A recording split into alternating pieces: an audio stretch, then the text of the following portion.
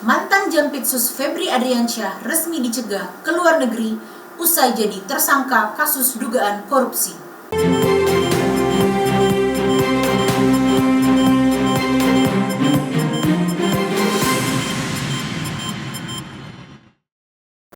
Direktorat Jenderal Imigrasi resmi mencegah mantan Jaksa Agung Muda Tindak Pidana Khusus Febri Adriansyah bepergian ke luar negeri. Pencegahan dilakukan setelah yang bersangkutan ditetapkan sebagai tersangka dalam dugaan tindak pidana korupsi dan tindak pidana pencucian uang. Direktorat Jenderal Imigrasi Kementerian Imigrasi dan Pemasyarakatan memberlakukan pencegahan ke luar negeri terhadap 2 orang, yakni mantan Jaksa Agung Muda Tindak Pidana Khusus Febri Adriansyah atau FA, serta pengusaha Don Rito atau DR. Direktur Jenderal Imigrasi Hendar Samarantoko menjelaskan, langkah tersebut dilakukan atas permintaan Direktorat Reserse Kriminal Khusus Polda Metro Jaya melalui surat tertanggal 11 Juli 2026. Pencegahan terhadap kedua tersangka berlaku selama 20 hari sesuai ketentuan yang berlaku. Imigrasi menegaskan akan terus mendukung proses penegakan hukum dengan melaksanakan setiap permohonan pencegahan yang diajukan aparat penegak hukum. Meski telah berstatus tersangka, mantan Jampitsus Febri Adriansyah belum juga ditahan.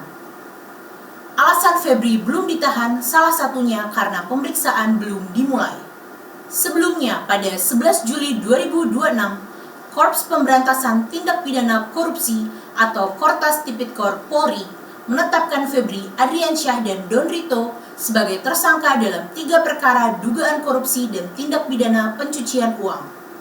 Ketiga perkara tersebut meliputi dugaan korupsi pengadaan dan pemenuhan pasokan batu bara untuk sejumlah pembangkit listrik tenaga uap, dugaan korupsi di PT Asabri, serta dugaan korupsi dalam penyelesaian utang PT Catur Bangun Sarana kepada PT Krakatau Niaga Indonesia.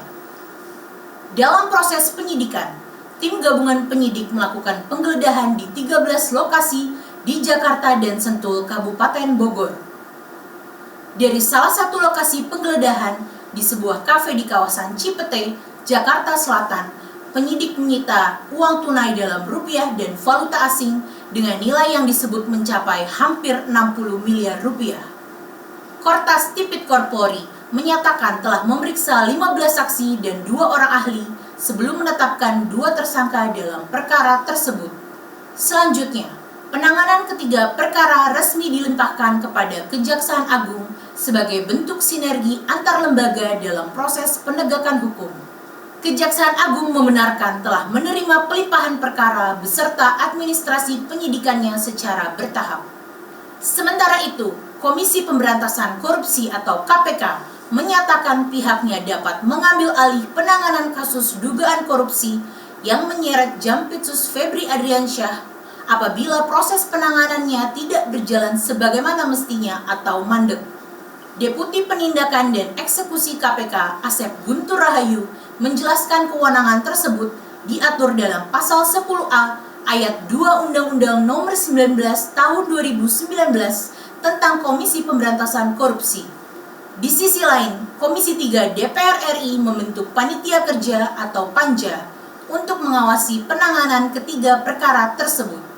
Pengawasan dilakukan guna memastikan proses hukum berjalan sesuai ketentuan dan memberikan kepastian hukum bagi seluruh pihak. Hingga saat ini proses penyidikan masih berlangsung. Demikian NTV Now, saya Tasya Paramita, sampai jumpa.